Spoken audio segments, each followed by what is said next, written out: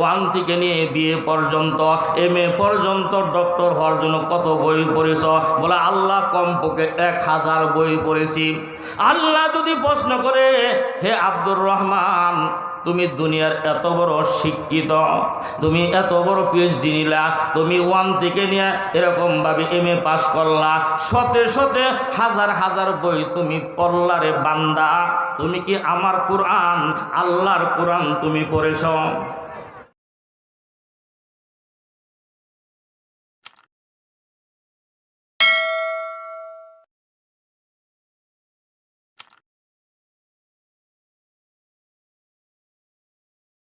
আসসালামু আলাইকুম ওয়া রাহমাতুল্লাহি ওয়া বারাকাতুহু।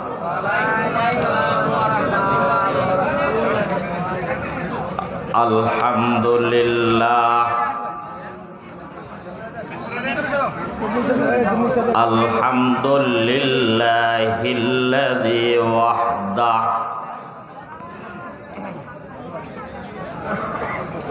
ওয়াসসালাতু ওয়াসসালামু সাইয়্যিদিল আম্বিয়া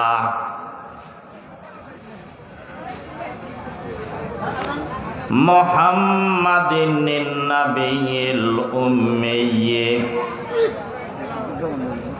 ওয়া আলা আলিহি ওয়া আসহাবিহি আবারাকা ওয়া সাল্লাম। আম্মা বা'দ, ফাউযু বিল্লাহি মিনাশ শাইতানির রাজীম। বিসমিল্লাহির রহমানির রহিম। ফাতুল কফি জাহান্নামা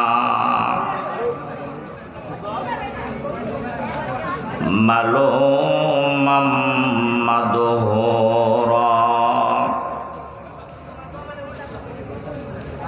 সুবহানাহু ওয়া তাআলা وقال رسول الله صلى الله عليه وسلم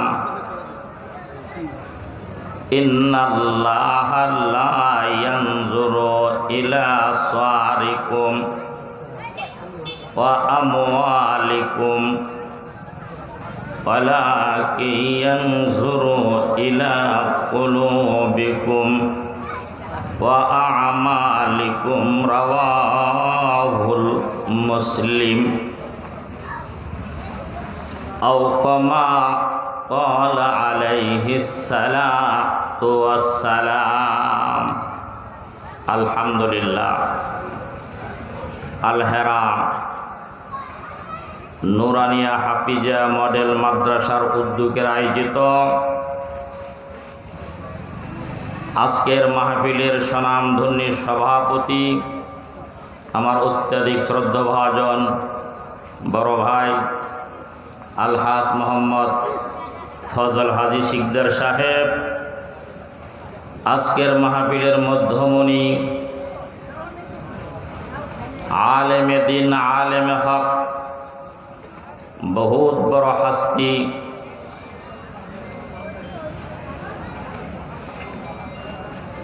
আলহাজ হযরত মৌলানা আলতাফ হোসেন অন্ধ হুজুর এবং অন্যান্য উলামায়ে কেরাম মঞ্চ উপবিষ্ট রয়েছেন। বিশেষ করে আমার হৃদয়ের মানুষ,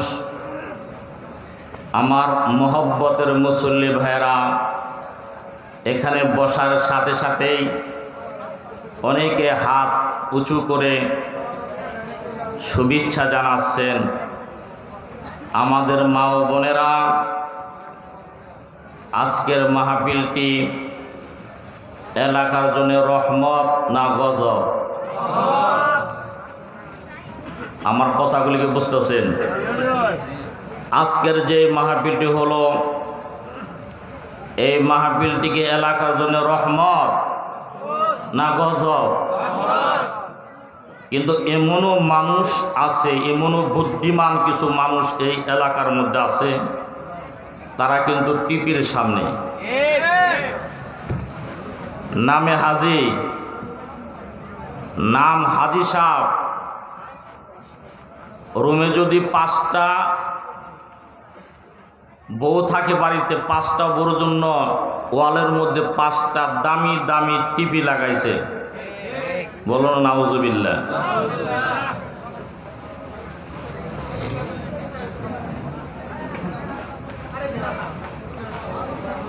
আজকে কোরআনের মাহফিল। কিসের মাহফিল বলেন? কোরআনের মাহফিল।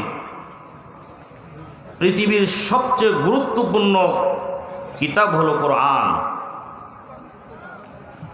এই কোরআনের মজমাকে, এই কোরআনের মাদ্রাসাকে আমাদের অনেকের ভালো লাগে না।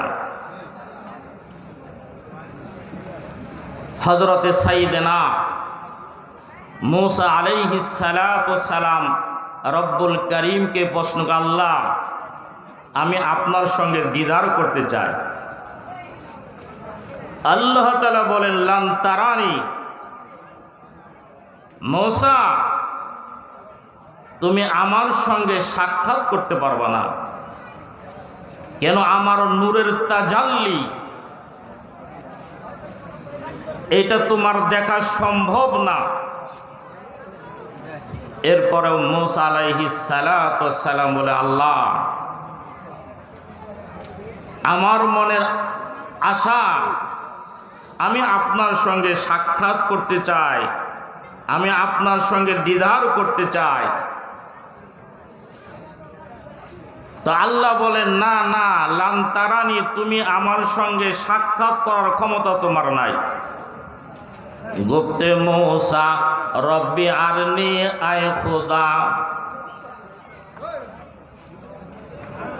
গুপ্তে মূসা রব্বি আরনি আয় খুদা, গুপ্তে খুদা লান তারানি আয় মূসা। এসকে জানতো রে আমোদা আশেক, তোরে মস্কো খরে মূসা সাইকা।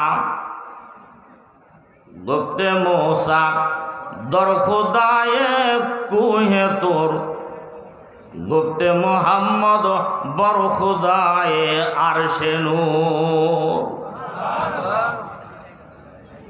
আল্লাহ তাআলা বলেন, মূসা তুমি যখন আমার সঙ্গে সাক্ষাৎ করতে চাও, তুমি তুর পাহাড়ে চলে যাও। বলেন সুবহানাল্লাহ। আল্লাহ তাআলার পয়গম্বর বড় আশা নিয়ে, আকাঙ্ক্ষা নিয়ে, তামান্না নিয়ে তিনি পাহাড়ের পাদদেশে দাঁড়ালেন।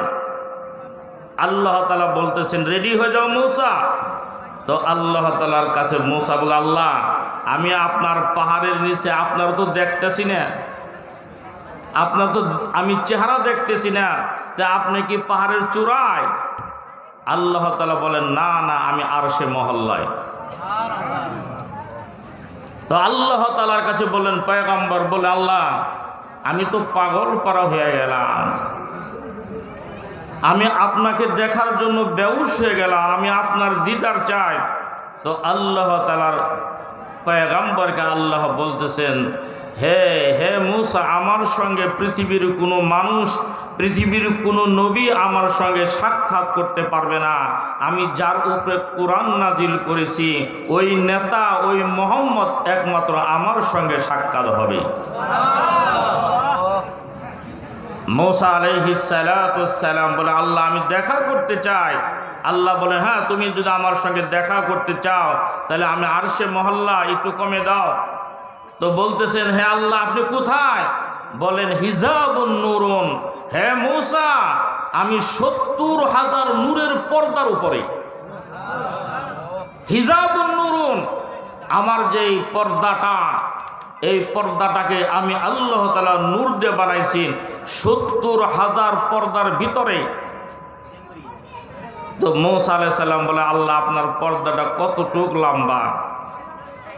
আল্লাহ তাআলা মূসা, আমার এক একটা পর্দা ১০,০০০ বছর রাস্তা।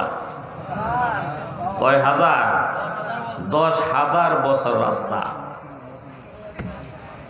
সেই কোরআন আমাদের নবী জনাবে মুহাম্মদুর রাসূলুল্লাহ সাল্লাল্লাহু আলাইহি ওয়াসাল্লাম অবতীর্ণ করেছেন। রাসূল করিম যখন মক্কা বিজয় করলেন, ইজা জাআ নাসরুল্লাহি ওয়াল ফাত, যখন তিনি মক্কাকে ফতেহ করলেন, মক্কাকে জয় করলেন, মক্কার ভিতরে তখনও 360টা মূর্তি ছিল। কয়টা মূর্তি?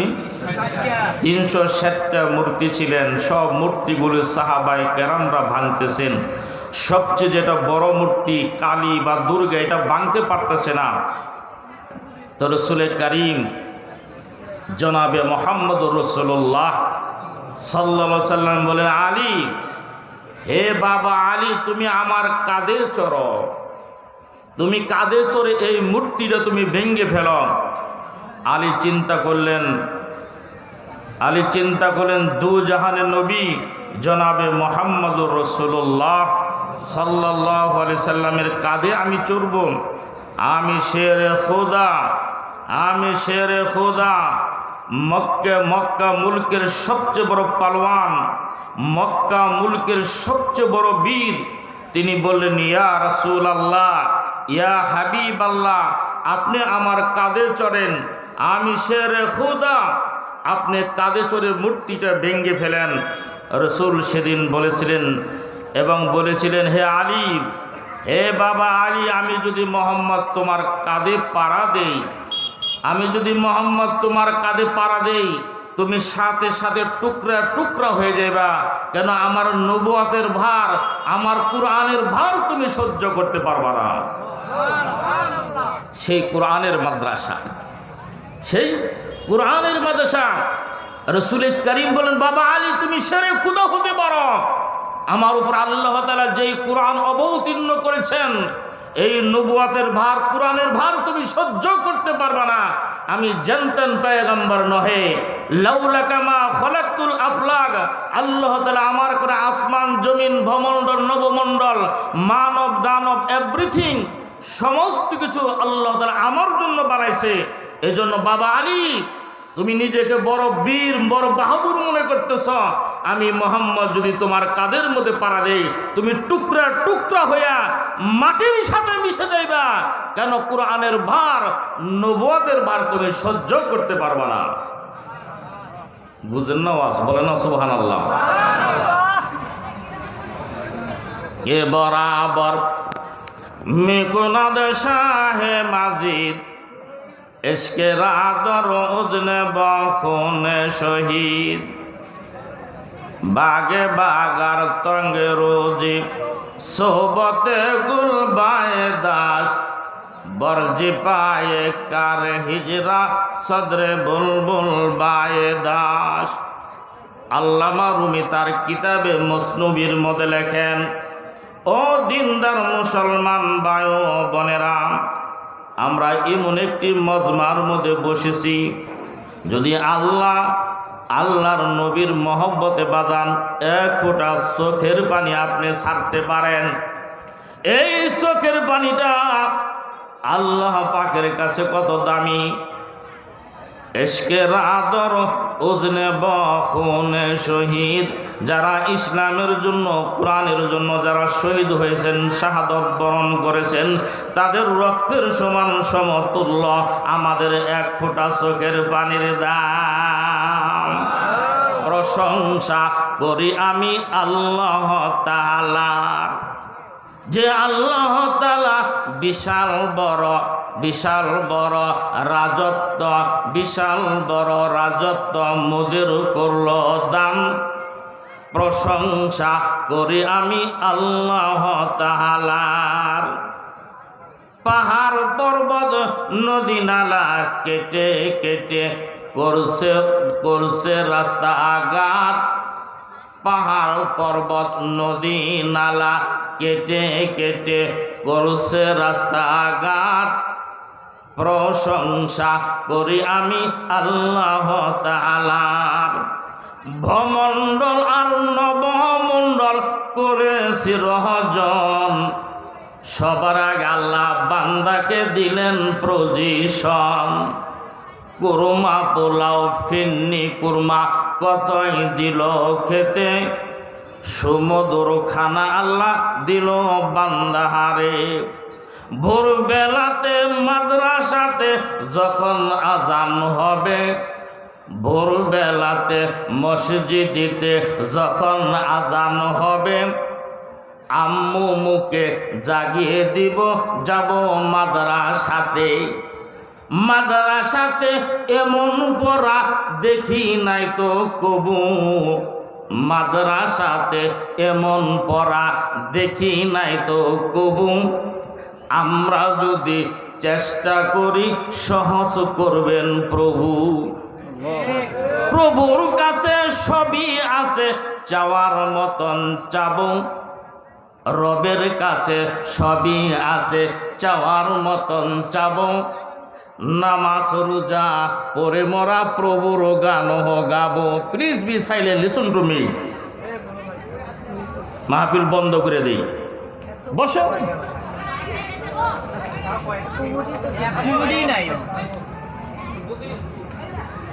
ভোরবেলাতে মসজিদেতে যখন আজান হবে, আম্মু মুখে জাগিয়ে দিব, যাব মাদ্রাসাতে। মাদ্রাসাতে এমন পড়া দেখি নাই তো কবু। আমরা যদি চেষ্টা করি সহজ করবেন প্রভু। প্রভুর কাছে সবই আছে, চাওয়ার মতন চাব। নামাজ রোজা পরে মোরা প্রভুর গান গাবো। এজন্য বাজান, আমি যত বড় জ্ঞানী গুণী হই না কেন, আমি যদি নামাজ না পড়ি, আমি যদি কোরআন না পড়ি, কাল কিয়ামতের ময়দানে মুসিবতের দিনে যদি বলে, হে বান্দা তোমার নাম কি? বলে আমার নাম আব্দুর রহমান। তুমি কি লেখাপড়া করেছ? বলো আল্লাহ আমি পিএইচডি থেকে কয়েকটা ডক্টর আমি নিয়েছি, অক্সফোর্ডে লেখাপড়া করেছি, ঢাকা বিশ্ববিদ্যালয়ে লেখাপড়া করেছি।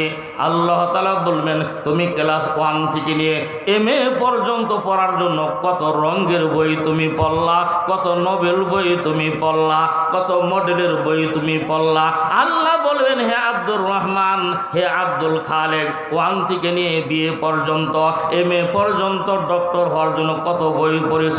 বলে আল্লাহ কমপক্ষে 1000 বই পড়েছি।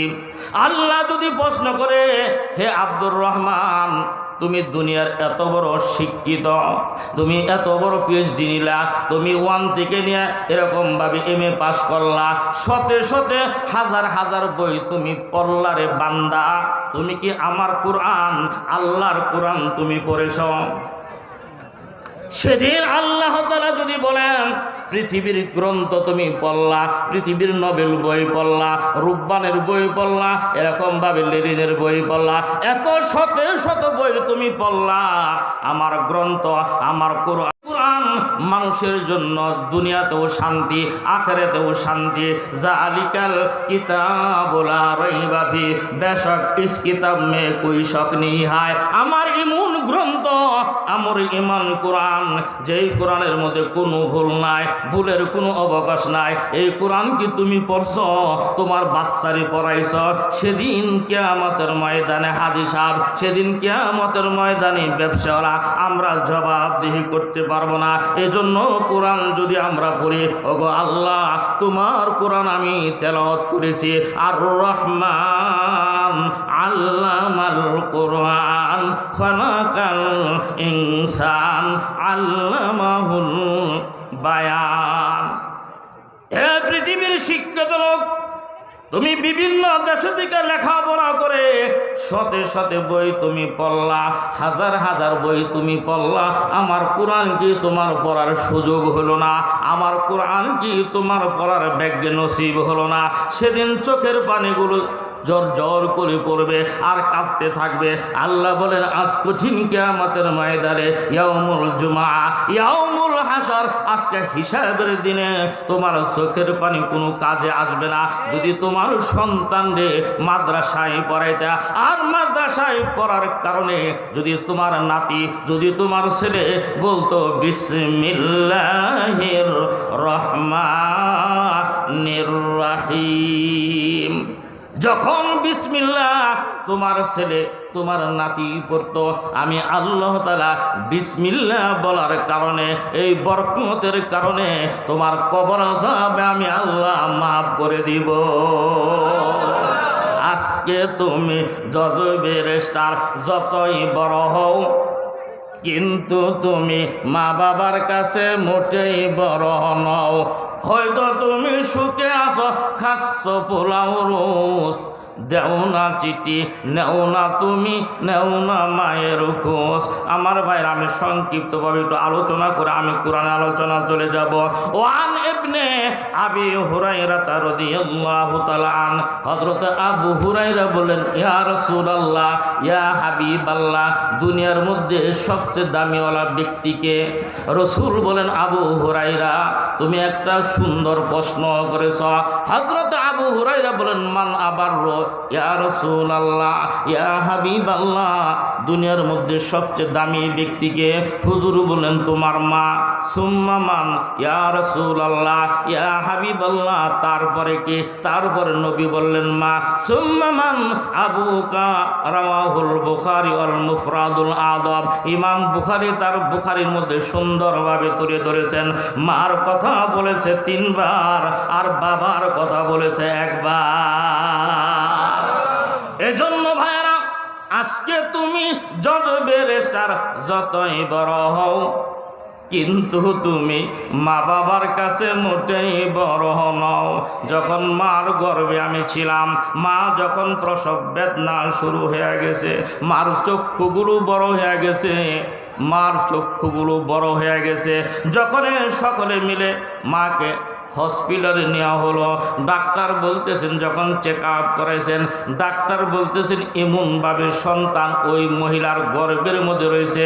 বলতেছেন এই মহিলার স্বামী হাজির হলেন, বলতেছেন তোমার বিবির পেটে, স্ত্রীর পেটে এমনভাবে সন্তান রয়েছে, যদি সন্তানকে বাঁচাইতে হয় তাইলে তোমার বিবি বাঁচবে না।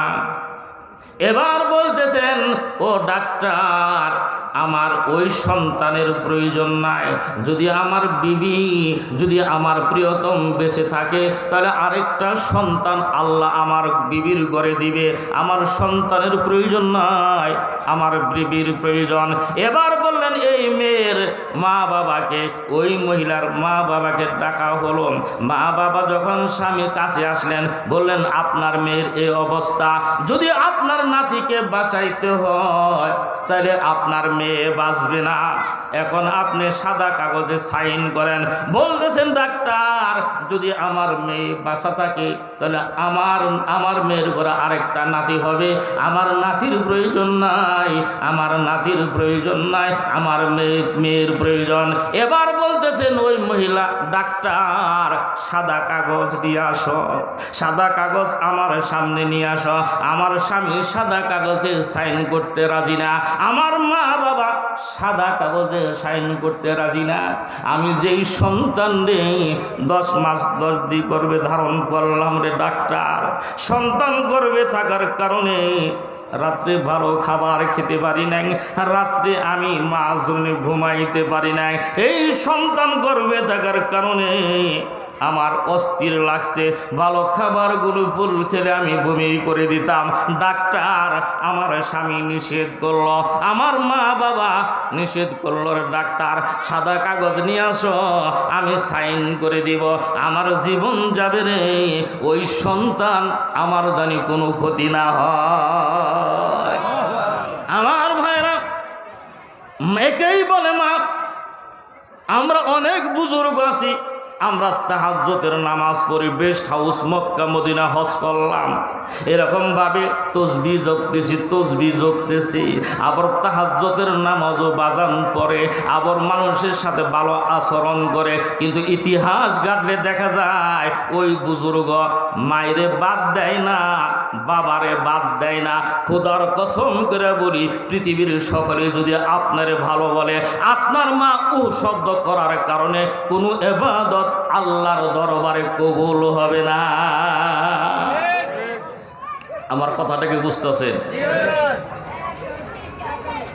কিন্তু কথা বলে কেন? আমার ভাইরা, একেই বলে মা।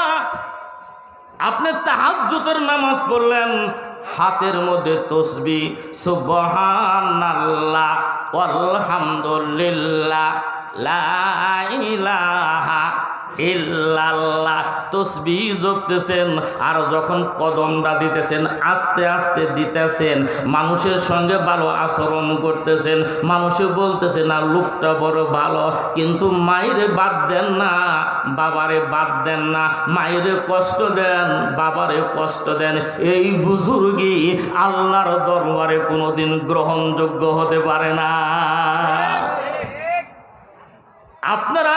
আপনারা ইবাদত করতেছেন, নামাজ পড়তেছেন, কিসের জন্য নামাজ পড়েন? জান্নাতে যাওয়ার জন্য। আবার কেউ হজ করে কিসের জন্য? জান্নাতের জন্য। জান্নাত কোন জায়গায় বলতে পারবেন? জান্নাত কোন জায়গায় বলতে পারবেন? জান্নাত হইল আপনার মা বাবার পার নিচে। যদি আপনার মা বাবাকে খুশি করতে পারেন তাইলে আপনি বুজুর্গি হয়ে গেলেন। যদি মা বাবা সন্তুষ্ট হলো, আল্লাহর জমিন আপনার জন্য সন্তুষ্ট হইল। যদি মা বাবা আপনার প্রতি সন্তুষ্ট হইল, ওই মসজিদের মধ্যে যখন বলবেন সুবহানা রাব্বিয়াল আলা, পিউলি সিলিন্ডার অলমাইটি আল্লাহ, সিজদা দেওয়ার সাথে সাথে খোদার কসম করে বললাম ওই সেজদাটা আল্লাহর দরবারে কবুল হয়ে যাবে। এজন্য বাজান, যদি আমরা মা বাবাকে সেবা যত্ন করতে হবে। ইতিহাস গাড়লে দেখা যায় মায়ের খবর নেয় না, মার দেখাশোনা করে না, অন্যের জন্য পিরাপিরি করে, অন্যের সাথে বড় ভালো ব্যবহার করে। ভালো ব্যবহারের একমাত্র গুণ হলো কেরাম মা এবং বাবা। এজন্য বাজান আমি মাদ্রাসার ওয়াজটা করতেছি। আজকে কেন সারা পৃথিবীতে দর্শন হইতেছে? যেই মা বাবার গর্বে আমরা রইলাম রে বাজান, আল্লাহর জমিনে মা বাবার মতন দামি ব্যক্তি আর কেউ হতে পারে না। আজকে কলেজ ইউনিভার্সিটি বলেন, কলেজে বলেন, যারা ইউনিভার্সিটি কলেজের যারা প্রফেসর তারা শিক্ষিত না অশিক্ষিত? এই জোরে বলে শিক্ষিত না অশিক্ষিত? যারা ইউনিভার্সিটির শিক্ষক, কলেজের শিক্ষক, যখন নাকি তারা বড় বড় ডিগ্রি নিয়ে ইউনিভার্সিটি কলেজের মধ্যে তারা শিক্ষক, যখন বৃষ্টি আইছে একজন ছাত্রী দৌড়িয়ে যায় ওই শিক্ষকের ছাতার নিচে দাঁড়াইছে। ওই ছাত্রী জানে উনি হলেন আমার অভিভাবক, ওনার কাছে আমি লেখাপড়া করি, উনি কোনোদিন তসরুফ করবে না। কিন্তু দুঃখের বিষয় এই অশিক্ষিত লোকদের কাছে, এই লম্পট জানোয়ারদের কাছেও আজকে আমার মা বোনেরা দর্শিত হইতেছে। এরা ইউনিভার্সিটির শিক্ষক হতে পারে কিন্তু তারা জানোয়ার, তারা লম্পট। কিন্তু এমন কিছু শিক্ষক আছে যাদের কাছে ছাত্রীরা গেলে নিরাপদ থাকে। যেরকম তার মেয়েকেও নিরাপত্তার ব্যবস্থা করে, তার ছাত্রীকেও নিরাপত্তার ব্যবস্থা করে। আবার বড় বড় মসজিদে যান, মসজিদের যারা ইমাম, মাদ্রাসার যারা হুজুর, যারা ইসলামের কর্ণধার, যারা ইসলামের আলোচনা করে, মহিলারা মা বোনেরা নিজেরা না খায়া হুজুরে খাওয়ায়। কেন খাওয়ায়? এরা নায়েবে রাসূল, এরা আল্লাহ পাকের নবীর ওয়ারিস। তারা কি করে? এত ইজ্জত সম্মান দিয়ে ওই রকম গাছের ফলটা আইনা আগে ইমাম সাহেবের খাওয়ায়, হুজুরে খাওয়ায়, মাদ্রাসার মধ্যে খাওয়ায়। ওই মাদ্রাসার হুজুররা, ওই মসজিদের ইমামরা, তাদের কাছেও আজকে মহিলারা দর্শিত হইতেছে। এরা হুজুর না, এরা হুজুর নামের কলঙ্ক, এরা হুজুর না, এরা জানোয়ার মার্কা হুজুর। কেন একজন হুজুর হবে পুত পবিত্র চরিত্রবান, তার কাছে একজন ছাত্রী এসেছেন। আবার কেমন কিছু হুজুর আছে যাদের কাছে ছাত্রীরা আসলে নিরাপদে থাকে, তাদের সাথে কোনো খারাপ আচরণ করে না। নিজের মেয়েকে যেরকম শ্রদ্ধা করে, নিজের মেয়েকে যেরকম সম্মান করে, অন্যের মেয়েটাকে সম্মান করে। এরাই হলো অরিজিনাল হুজুর। আর যারা ওই মেয়েদের সাথে খারাপ আচরণ করে, দর্শন করে, এরা হুজুর না, এরা হুজুর নামের কলঙ্ক। ইউনিভার্সিটি দেখেন, কলেজে দেখেন, যারা সুশিক্ষিত এদের কাছে মহিলারা দর্শিত। ইমামদের কাছে, হুজুরদের কাছেও আজকে আমার মা বোনেরা ইজ্জত পায় না, এনেও দূরদর্শিত হইতেছেন। আবার যান গির্জার কাছে, গির্জা চিনেন যারা ফাদার, এই গির্জার মধ্যে বসে বসে তারা পণ্ডিতরা আলোচনা করতেছেন, ইতিহাস তথ্যবিনগণ বর্ণনা করেছেন। আজকে গির্জার মধ্যেও মহিলারা দর্শিত। বলো নাউজুবিল্লাহ। কেন হইতেছে? কুরআনের অন্তর ভিতরে না থাকার কারণে গির্জার মধ্যেও আমার মা বোনেরা দর্শিত হইতেছেন। আবার যান ইন্ডাস্ট্রির মধ্যে, ফ্যাক্টরি ইন্ডাস্ট্রির মধ্যে যান, ওইখানে যদি কোনো মহিলা, অবহেলিত মহিলা নিজের পেটের জন্য যখন ফ্যাক্টরির কাছে যাইতেছেন, ওই ফ্যাক্টরি যারা বড় বড় কর্মকর্তা, যারা ওই ফ্যাক্টরি যারা বিগ বস, তাদের কাছেও মহিলারা দর্শিত হইতেছেন। আজকে ফ্যাক্টরি থেকে আপনি গ্রাম্য পর্যায়ে একজন মাতাব্বরের কাছে যান, মাতাব্বরের কাছে গেছে মেয়েটা বড় বিপদে পড়ে, ও মাতাব্বর আমি বড় বিপদে আছি, মাতাব্বর তাদেরকে দর্শিত করতেছেন। আবার যান নেতার কাছে, president of the people of our country, যারা দেশের প্রতিনিধি, যারা দেশের মাতাব্বর, যারা দেশের নেতা, তাদের কাছে মহিলারা যাইতেছে অসহায় হয়ে। একটা বিপদের কাছে আজকে নেতার কাছেও মহিলারা দর্শিত হইতেছে। এজন্য দুনিয়ার সবচেয়ে দামিওয়ালা ব্যক্তি হলেন মা এবং বাবা। আজকে একটা মহিলা দর্শিত হলে পৃথিবীর সমস্ত মহিলাদের মধ্যে কলঙ্ক পড়ে। আপনারা কি বেজার হইতেছেন? আল হকুন মরুন, হক কথা তিতা, হক কথা ভালো লাগে না, এজন্য অনেক আছে তসবিহ জপতেছে, তসবিহ জপতেছে, সুন্দর সুন্দর আচরণ করে, মার সাথে ভালো আচরণ করে না, বাবার সাথে ভালো আচরণ করে না, এরকম বুজুর্গি আল্লাহ পাকের কাছে গ্রহণযোগ্য হবে না। এজন্য কোরআনকে ভালোবাসতে হবে। কোরআনকে যদি ভালোবাসি, কোরআনের কারণে আল্লাহ তাআলা আমাকে আপনাকে জান্নাতে দিবে। এজন্য আমি প্রথমে একটা কবিতা বলছি, ভোরবেলাতে মসজিদেতে যখন আজান হবে, আম্মু মুকে জাগিয়ে দিব, যাব মসজিদেতে। মসজিদেতে এমন পড়া দেখি নাই তো কবু, আমরা যদি চেষ্টা করি সহজ করবেন প্রভু। প্রভুর কাছে সবই আছে, প্রভুর কাছে সবই আছে, চাওয়ার মতন চাবো, নামাজ রোজা পরে মোরা প্রভুর গানও গাবো। এজন্য বাজায় এই মাদ্রাসার দিকে লক্ষ্য রাখবেন কিনা বলেন? এই মাদ্রাসা থেকে যদি একজন মেয়ে, একজন ছেলে যদি হাফেজ হয়, কাল কিয়ামতের দিনে, মুসিবতের দিনে বলবে, হে হাফেজ সাহেব, যাও যাও, 10 জন জাহান্নামী কিনে তুমি জান্নাতে চলে যাও। লুৎফে দুনিয়া কে কাই দিন কি লিয়ে, হোনা জান্নাত কে মজা উনকি লিয়ে। চান্দে গোয়ে বাগে মান বুস্তানে মান, ইনা গোয়ে গোরে গোরে স্থানে মান। আরে বান্দা, তুমি ভাবতেছো এই বিল্ডিং এর মালিক আমি, তুমি ভাবতেছো এই জমিনের মালিক আমি। ওই বিল্ডিং এর মালিক তুমি না, ওই ব্যাংক ব্যালেন্সের মালিক তুমি না, ওই জমিনের মালিক তুমি না। ইনা গোয়ে গোরে গোরে স্থানে মান। আরে বান্দা, তুমি হই না ওই 3.5 হাত কবরের মালিক। লুৎফে দুনিয়া কে কাই দিন কি লিয়ে, খোনা জান্নাত কে মজা উনকি লিয়ে।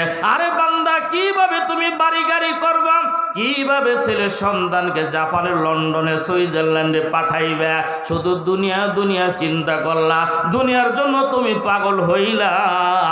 খোনা জান্নাত কে মজা উনকি লিয়ে। আরে বান্দা, যে জান্নাতের ভিতরে আজীবন থাকতে হবে, যার শুরু আছে শেষ নাই, ওই জান্নাতের জন্য বান্দা কোনো চিন্তা করে না। ও আম্মাল্লাযীনা সুইদু ফাবিল জান্নাত, সুবহানাহু ওয়া তাআলা।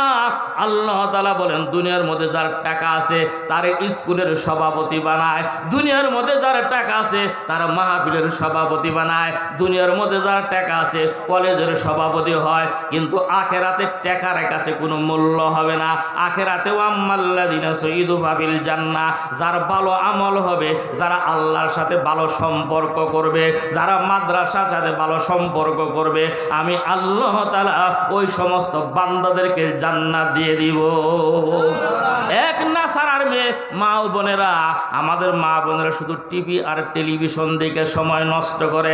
এক নাসারার মেয়ে অল্প বছর 13 বছর, সে যখন প্রতিটি কাজ করত, প্রতিটি কাজের মধ্যে বলে বিসমিল্লাহির রহমানির রহিম। এবং নাসারা মেয়েকে জিজ্ঞাসা করলে, মা তুমি কেন এই বিসমিল্লাহ পড়ো? আমরা তো নাসারা, আমাদের 14 গোষ্ঠীর নাসারা ইহুদি, এই ধর্ম আমরা মানি না।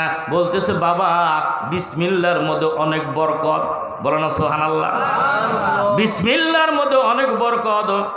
বাবা মেয়েকে পিটাইতেছে, এরপরও মেয়ে বলতেছেন বাবা যত মারান মারেন তাতে আমার দুঃখ নাই, আমার অন্তর থেকে বিসমিল্লাহ বাহির করতে পারবেন না। এবার ইহুদি চিন্তা করলেন মেয়েকে বিসমিল্লাহ থেকে, আল্লাহর কালাম থেকে তাকে সরানো যায় না। এবার একটা স্বর্ণের আংটি বানাইছে। বাজান কিসের আংটি বলেন? স্বর্ণের আংটি বানাইয়া বললেন মা এই স্বর্ণের আংটি তোমার কাছে রেখে দাও। যখন মেয়ে যখন স্বর্ণের আংটি বাবার কাছে দিকে নিতেছে আর বলতেছেন বিসমিল্লাহির রহমানির রহিম, স্বর্ণের আংটি নিয়ে মেয়ে যখন ঘরে প্রবেশ করলেন, এবার বাবা খুব বিচক্ষণতা অবলম্বন করে দেখতেছে স্বর্ণের আংটি কোথায় রাখতেছে। মেয়ে যখন ঘরে গেলেন, ঘরে যে একটা বর্তনের মধ্যে স্বর্ণের আংটি রাখলেন। এবার বাবা চিন্তা করলেন স্বর্ণের আংটি আমার নিয়ে যেতে হবে। এরপরের দিন বাবা স্বর্ণের আংটি বাহির করে বহুদূর যাওয়ার পর একটা বড় পুষ্কিমের মধ্যে নিক্ষেপ করলেন আর বলতেছে দেখি আমার মেয়ে বিসমিল্লাহ তরে কিভাবে বাঁচায়, দেখি তরে বিসমিল্লাহ কিভাবে বাঁচায়। স্বর্ণের আংটি একটা পুষ্কুনির মধ্যে পুকুরের মধ্যে নিক্ষেপ করছে। ও বাজান বুঝানোর জন্য বলতেছি। এর কয়েকদিন পরে ওই লোকটা একটা হাটে গেছে, হাটে বাজারে গেছে, বাজারে দেখে একটা বড় বোয়াল মাছ দেখা যায়। বোয়াল মাছটা ওই লোকটা ক্রয় করে মেয়েকে ডাকলেন, ও আমার মেয়ে, ও আমার মেয়ে, এই বোয়াল মাছটা আমি বড় হাউস করে কিনছি, তুমি একটু রান্না করো, আমি একটু গোসল টোসল করে আসি। এবার বাবা যখন বোয়াল মাছ রেখে যখন গোসলখানার মধ্যে চলে গেলেন, আর মেয়ে যখন বোয়াল মাছটা বটি দাও নিয়া যখন বললেন বিসমিল্লাহির রহমানির রহিম, বিসমিল্লাহ বলে যখন বটি দাওটা বোয়াল মাছের গলার মধ্যে লাগিয়ে দিছে, ওই বোয়াল মাছের গলায় থেকে স্বর্ণের আংটি বাইর হয়ে যায়। আল্লাহু আলা কুল্লি শাইইন কাদির, আমি সর্বশক্তিমান। और भाई जिसको चाहे उसको कर दे और उसको रुक टुक करने वाला, আমি আল্লাহ সবচেয়ে ক্ষমতাওয়ালা। আমি যদি বান্দারে ইজ্জত দেই কেউ সেখানে ক্ষতিগ্রস্ত করতে পারে না। মেয়ে স্বর্ণের আংটি নিয়ে আবার বর্তনের মধ্যে রেখে দিলেন। আমার মা ও বোনেরা একটু লক্ষ্য করে শুনেন, টিভি দেখতে দেখতে আর ওই মোবাইল দেখতে দেখতে আর রান্না করতেছি, রান্নার মধ্যে লবণও দেই নাই, এরকমভাবে মোবাইল আমার মা বোনেরা টিপায় বিসমিল্লাহ রান্তের সময় বলে না, তরকারির মধ্যেও বিসমিল্লাহ বলে না, লাউ কুটার সময় বিসমিল্লাহ বলে না। দেখেন বিসমিল্লাহর কি বরকত, আল্লাহর কালামের কত বরকত। এবার ওই ইহুদি যখন বাড়ি আসলেন, মা ও আমার মা বোয়াল মাছটা নিয়ে আসো। বোয়াল মাছটা যখন ওই ইহুদি খাওয়া দাওয়া খাওয়ার পরে পোশাক পরিধান করছে, বলে মা আমি একটু মেহমান বাড়িতে যাব, স্বর্ণের আংটিটা নিয়ে আসো। স্বর্ণের আংটি নিয়ে আসো। যখন ওই মেয়েটা ঘরে চলে গেলেন, বর্তনে যে বলছে বিসমিল্লাহির রহমানির রহিম, শুরু করতা হুমাই जो बड़ा मेहरबान और नेहायत रहम करने वाला। बिस्मिल्लाहर मध्य कत बरकत, बिस्मिल्लाहर मध्य कत फजिलत। मेये जखन स्वर्णेर आंटी आइना बाबार हाथेर मध्य दिছে, এই বাবা আপনার স্বর্ণের আংটি। বাবা স্বর্ণের আংটি পাওয়ার পরে চোখের পানিগুলো গড় গড় করে পড়তেছে, কান্নায় ভেঙ্গে বলেন, মেয়ে বাবার দিকে তাকিয়ে রয়েছে, এমনভাবে বাবা কাঁদতেছে। বাবার চোখের পানি দেখে, বাবার কান্না দেখে মেয়েও কান্দে। বাবা গো, জীবনে কোনোদিন এরকম কাঁদতে দেখলাম না, কেন আপনি কাঁদেন? কি আপনার দুঃখ, কি আপনার বেদনা? বলে, মা আমি জানতে চাই এই স্বর্ণের আংটি তুমি কোথায় পাইলা? বলে না সুবহানাল্লাহ। বলল, বাবা যখন আপনি একটা বোয়াল মাছ আমার কাছে দিছেন, ওই লোকটা তো স্বর্ণের আংটি পুকুরের মধ্যে নিক্ষেপ করছে, জানে মেয়ে স্বর্ণের আংটি পাইবে না। আর মেয়ের বিশ্বাস আল্লাহর কালামের মধ্যে বিসমিল্লাহর মধ্যে কোনোদিন অবরকত হতে পারে না। বাবা আপনি বোয়াল মাছ আনছিলেন গো বাবা, ওই বোয়াল মাছটাই না যখন আমার কাছে দিছেন, আমি যখন বিসমিল্লাহ বইলা বোয়াল মাছের গলার মধ্যে যখন বটি দাও লাগাইছি, সাথে সাথে বাবা ওই বোয়াল মাছের গলায় থেকে স্বর্ণের আংটি বাহির হয়ে যায়। তো গনিয়াজ হার দো আলম মান ফকির রোজ মাসর অজরে হায় মান বেজের। ও গো আব্বা, ওই আল্লাহ যিনি বিসমিল্লাহর মালিক, যিনি কোরআনের মালিক, এবার ইহুদি বলেন, মা রে কলমা পড়ে দে, আমি মুসলমান হয়ে যাব। লা ইলাহা বলেন ইল্লাল্লাহু মুহাম্মাদুর রাসূলুল্লাহ।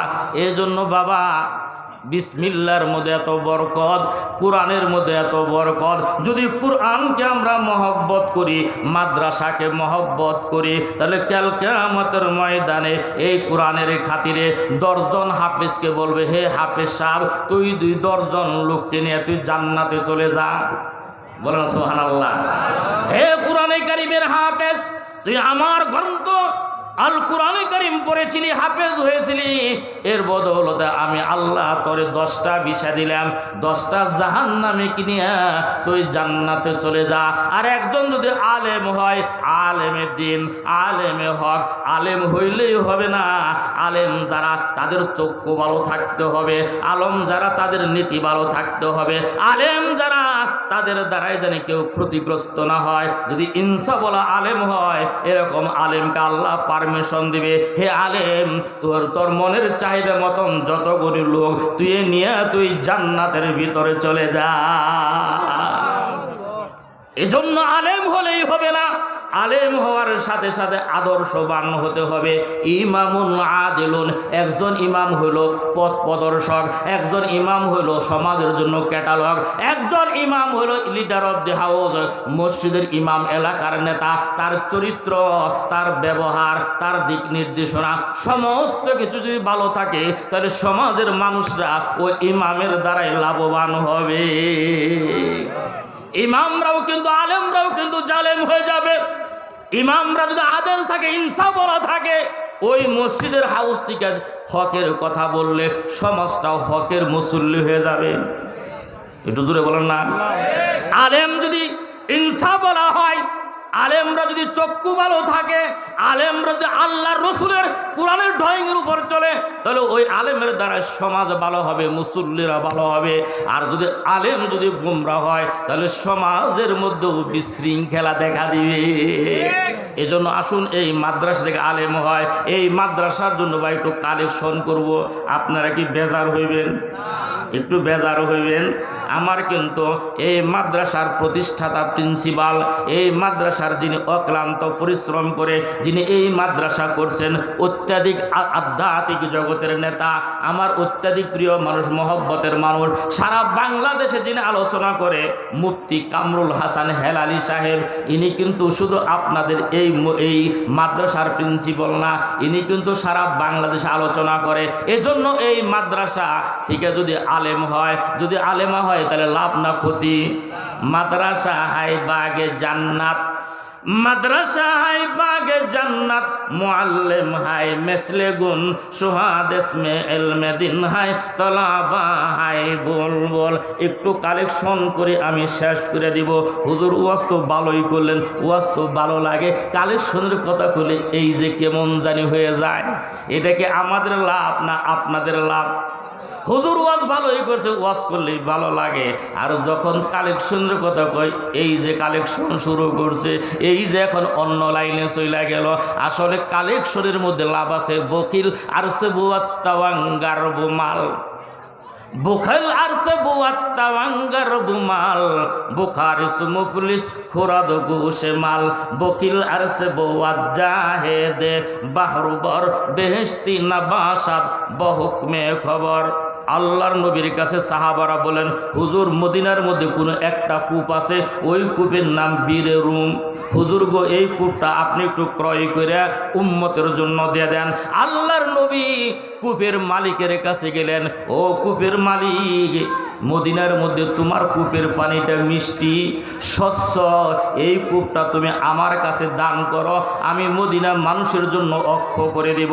এবার কূপের মালিক কথা বলে না। আল্লাহর নবী বলেন, হে কূপের মালিক, তুমি যদি এই কূপটা দান করো, আমি নবী প্রতিশ্রুতি দিলাম তোমার জন্য জান্নাতের ভিতরে আল্লাহ একটা নহরের ব্যবস্থা করবে। এটা আসতে কোন সুবহানাল্লাহ। আল্লাহর নবী বললেন, হে কূপের মালিক, আমি নবী প্রতিশ্রুতি দিলাম, যদি তুমি কূপটা মানুষের জন্য, মানুষের তৃষ্ণার জন্য যদি তুমি দান করো, আমি নবী বললাম তোমার জন্য জান্নাতের ভিতরে একটা নহরের ব্যবস্থা করবে। এবার কূপের মালিক কথা বলে না, বলেন নবীজি আমি বড় গরিব মানুষ, এই কূপটা আমি বিক্রি করবে না। আল্লাহর নবী চলে গেলেন, হযরত উসমান গনি রাদিয়াল্লাহু আনহু পৌঁছে গেলেন। হযরত উসমান গনি কূপের মালিকের কাছে চলে গেলেন, হে কূপের মালিক, তোমার কূপটাকে বিক্রি করবা? হযরত উসমান চিন্তা করলেন, আল্লাহর নবী বেজার হয়ে গেছে, আল্লাহর নবী যদি বেজার হয়ে যায়, আমি উসমানের বেঁচে আর কি লাভ হবে, আমার দ্বন্দ্ব এই টাকা পয়সার আর কি মূল্য হবে। কূপের মালিকের কাছে বলেন, ও কূপের মালিক, তুমি কত চাও, তুমি কত চাও, কত গাত্তি টাকা চাও? এবার কূপের মালিক জানে উসমান মক্কার মধ্যে সবচেয়ে বড় ধনী, আর ধনী হওয়ার কারণে, দানের কারণে আল্লাহর নবী তার নাম রাখছে কি বলেন? গনি রাখছে। কি রাখছে? গনি। উসমান গনি, গনি অর্থ ধনী। উসমান বলেন, তুমি কত চাও, কত গাত্তি টাকা তুমি চাও? বলে উসমান, তুমি যে আমার কূপটা নিতে চাও। চিন্তা করলেন, এত বড় অফার উসমান দিছে, আর এই লোকদের টাকার কোনো অভাব নাই। হে উসমান, হে মক্কার সবচেয়ে বড় ধনী, তুমি যদি এই কূপটা নিতে চাও ৬০,০০০ স্বর্ণ মুদ্রা দিতে হবে। কয় হাজার? ৬০,০০০ স্বর্ণ মুদ্রা। ৬০,০০০ স্বর্ণ মুদ্রা দেয়া কূপটা ক্রয় করে নবীর সামনে চলে গেলেন। নবীকে লক্ষ্য করে বলেন, নবীজি আপনার মনটা বড় বেজার দেখা যায়। হুজুর বলেন, আমি কূপটা ক্রয় করতেছিলাম, কিন্তু কূপের মালিক দিলে না। হযরত উসমান বলেন, ইয়া রাসূলুল্লাহ, ইয়া হাবিবাল্লাহ, হে আমার পানের নেতা, ওই কূপটা আমি ৬০,০০০ স্বর্ণ মুদ্রা দিয়া আপনার জন্য ক্রয় করে আমি নিয়ে এসেছি। হযরতে উসমানের কথা শুনে আল্লাহর নবীর চোখের পানি রাখতে পারলেন না। আল্লাহর নবীর চোখের পানিগুলো গন্ড বেবে পড়তেছে। উসমান বলেন, নবীজি আপনি কেন কাঁদেন, কি আপনার দুঃখ? বলে উসমান রে, তোমার দানের কারণে আমি বড় খুশি হয়ে গেলাম। উসমান বলেন, নবীজি আমার ধন দৌলত, আমার বাড়ি গাড়ি, আমার সমস্ত কিছু আমি আল্লাহর নবীর কাছে আমি কুরবানি করে দিলাম। যদি আল্লাহর নবী খুশি হয়ে যায়, আমি উসমানের জীবন হয়ে যাবে ধন্য। এজন্য ভাই, দান করলে কোনোদিন অভাব হয় না, দান করলে কোনোদিন মানুষের চেহারা নষ্ট হয় না, দান করলে কোনোদিন যৌবন কমে না। যারা দান করবে, যারা মা বাবার সেবা যত্ন করবে, দুনিয়াতেও শান্তি, আখিরাতেও